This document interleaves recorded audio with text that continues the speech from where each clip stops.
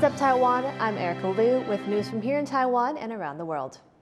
The legislature remains deadlocked after a raft of controversial bills that have sparked chaos on the chamber floor and protests in the streets. An opposition coalition has the votes to get the bills passed. But as John Van Trieste reports, that may not be the end of the story. There are brief lulls like this one in the days-long battle that's taken over Taiwan's legislative chamber. But protest banners all along the walls and on the floor show the front lines haven't shifted at all. 5 deeply divisive reforms that would vastly expand legislative power have sparked violent clashes among lawmakers. Protest organizers say the reforms have brought up to 100,000 opponents into the streets. Among the controversial points is text that would let lawmakers compel testimony from people of interest in investigations and fine or jail those who give false testimony. A final reading of the bills could come as soon as Tuesday, promising more chaos. President Lai Ching-te and his Democratic Progressive Party, or DPP, are staunchly opposed to the bills. Lai took to Facebook, calling on lawmakers to follow proper procedures. But in the legislature, the DPP is outnumbered by 2 rivals who've joined forces to get the bills passed. One of these, the Taiwan People's Party, had this to say about the DPP's opposition. 怎么会是执政党自己在动员抗争行动？我觉得这有一种时空错乱的感觉，太奇怪了。这个我不晓得在干什么。The other rival party, the Kuomintang, says the DPP is giving partisan interests priority over the greater good. 这篇脸书文从头到尾都是从民进党的利益出发，没有从国家的利益，没有从总统的高度。Others in the party see the DPP's opposition to the bills as a hypocritical about-face.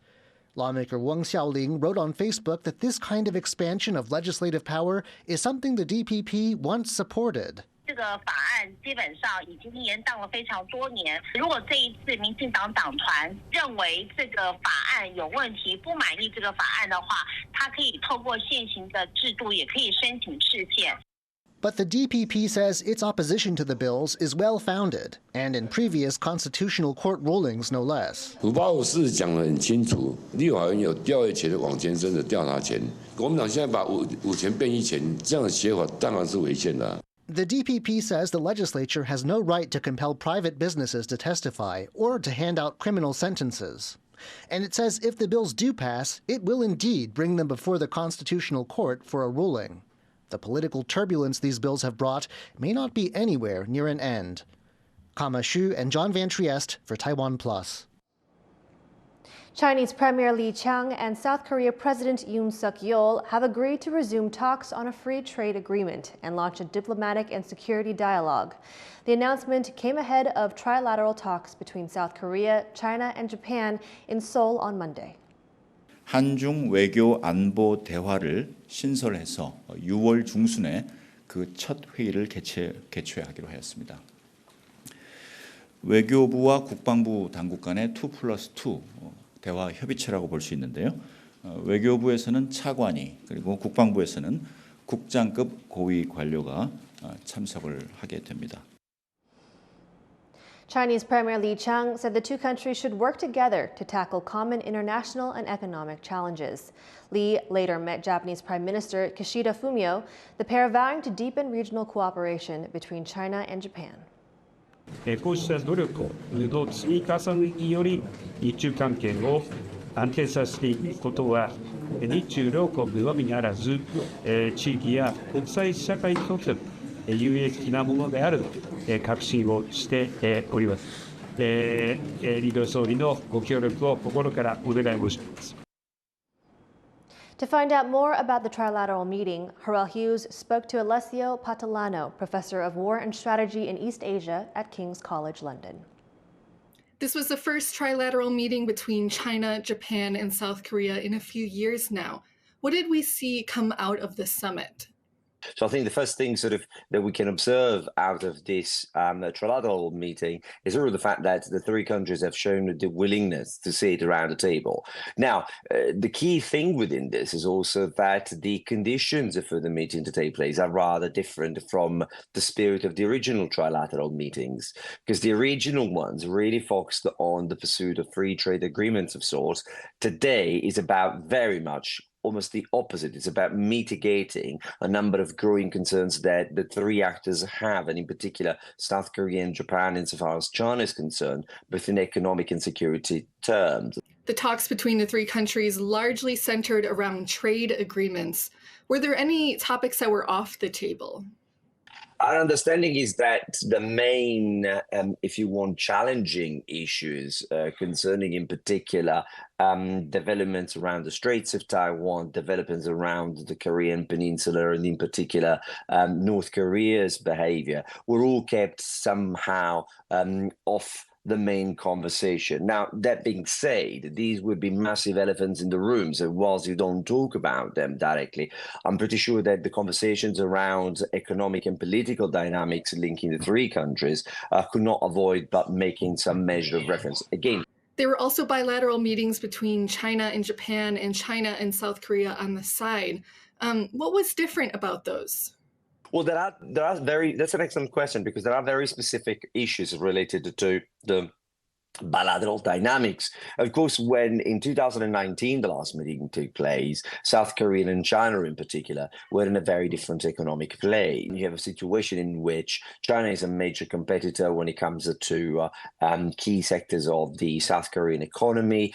When it comes to Japan and China, the economic relationship had already started to change in the mid-2010. And I think what at the bilateral level at this point was very important to discuss was perhaps the question of cross-strait relations, and in particular the fact that that wouldn't any sort of greater increase across the strait or rising levels or attempts at normalizing higher level of coercion we'll probably see Japan being directly affected and impacted from it. So it is absolutely remarkable and significant that these bilateral talks are taking place, because these are complex and intimate relationships on both sides, both Japan and South Korea. That was Harrell Hughes speaking with Alessio Patalano from King's College London. Japan has demanded that North Korea cancel a planned satellite launch. North Korea says they're scheduled to launch the rocket over the Yellow Sea sometime before June 4th. South Korea's military says the North is trying to put a second military-use satellite in orbit. Pyongyang announced the launch ahead of the summit between Japan, South Korea, and China in Seoul on Monday. Japan says they're prepared to bring the rocket down. すでに打ち上げ予告期間に入っており、防衛省自衛隊においては、防衛大臣からの破壊措置命令に基づき、必要な体制を構築しているところであります。Conscription in Taiwan saw a major change at the beginning of the year, with the period of mandatory military service extended to 1 year.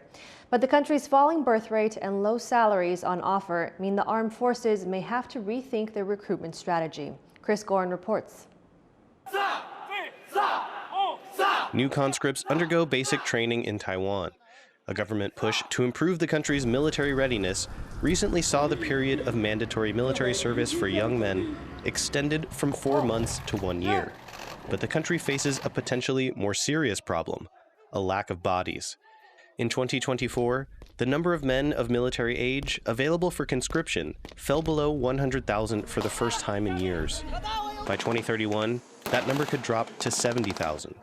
It's a consequence of Taiwan's declining birth rate, which is among the lowest in the world. And beyond conscription, many feel the pay on offer for serving in the military is a barrier to recruitment. 每个人不想当兵，谁要当兵？你薪水那么低，你叫他去当兵，他又没有自由，他当然不要啊。万一说他找不到工作的话，那你薪水提高，他就可能就会去了。因为我个人是觉得他那个福利不够好，因为我小孩也在当兵啊。对啊，我觉得当兵太辛苦了，而且他那个福利达不到他那个辛苦的标准。Lawmakers on both sides of Taiwan's political divide concur that low salaries are hurting enlistment and harming the reputation of the armed forces. 2005年开始，这个薪资那时候是大概34000，二等兵还是在35000左右。在这个薪资结构来讲，其实也需要做一个调薪调幅。目前来讲，大家在国军取向常常会受到一些重挫。因为少子化、薪资不足等因素，我建议未来可能得引进更多机器化、自动化的设备，减少传统人力作业的需求。The Defense Ministry says it aims to improve recruitment efforts and raise bonuses for enlisting. But whether it's raising salaries or buying more advanced weapon systems, Both solutions require more tax dollars, which could also be affected by the falling birth rate. And while births may be declining, Taiwan's security needs are not. Alex Chen and Chris Gorin for TaiwanPlus. Frontline workers from Ukraine are sharing lessons learned from defending their country with people in Taiwan. They say the public's ability to respond to a crisis could be key. Jaime Yocon reports. Part of Ukraine's success in defending against the Russian invasion stems from the role that civilians are playing. Tens of thousands of its citizens have volunteered to support the military in both combat and medical roles. And that's caught the attention of people here in Taiwan, which faces its own threat of invasion from China. At a summit in Taipei, Ukrainian NGO workers shared insights from the front lines. In high school, we had lessons. Girls were learning how to give a first aid, and guys were learning how to be the territory defense, how to use guns and something. I think it was very good way of government to teach us just a little bit, but it really was very useful because we didn't panic. Not all, but some people who remember these lessons, they don't panic. They know that they need to make it back, get food, get medicine, take a lot of water, water for drinking, water for wash hands and side things. Taiwanese civil defense groups like Kuma Academy have already started teaching people here about emergency first aid. They're focusing on quickly treating wounded people during a conflict. But these Ukrainians also say that with the world growing more unstable, learning things like using a gun is also necessary. There is need to know how to provide first aid and how to defend yourself in case, because also we live in very uncertain times, so we don't know, maybe Third World War will start, yes? So no one knows what will happen. We see these rising authoritarian regimes. When Russia invaded Ukraine, thousands of civilians took up arms to protect their communities. Working with retired or reservist military personnel, Ukraine created dozens of territorial defense forces to support the military. And there are calls for Taiwan to do the same. These Ukrainians say a territorial defense force will build up resistance, making Taiwan harder to attack. But some analysts fear it could be too little, too late.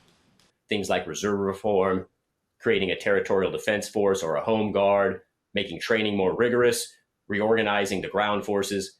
Those things take a lot of time, and time is something that Taiwan may not have in spades. The Ukrainian volunteers say the core lesson is to be prepared for a conflict and aware that one could come at any time. The Ukrainians here say that words are meant to inspire action and not fear, and that many people in Taiwan are willing to defend their country. And actually, it's great to see that 50% of your population is ready to defend your country. But now the spirit should be, how to say, with the government partnership develop in institutions and civilians from tactical medicine. So no panic, just when you know how to use tourniquets and everything. This is even morale is important when you know what are your steps. Instead of fear, you have to be prepared. As these workers head back to the front lines, people here are hoping to apply their lessons to Taiwan with the aim of being prepared for the worst. Andy Shrey and Jaime Yocon in Taipei for TaiwanPlus. Thank you for watching What's Up Taiwan. You can visit the TaiwanPlus website or follow our social media for more stories from Taiwan and around the world. Finally, take a look at this Doraemon drone show lighting up the skies over Hong Kong's Victoria Harbor. I'm Erika Liu. Take care and see you next time.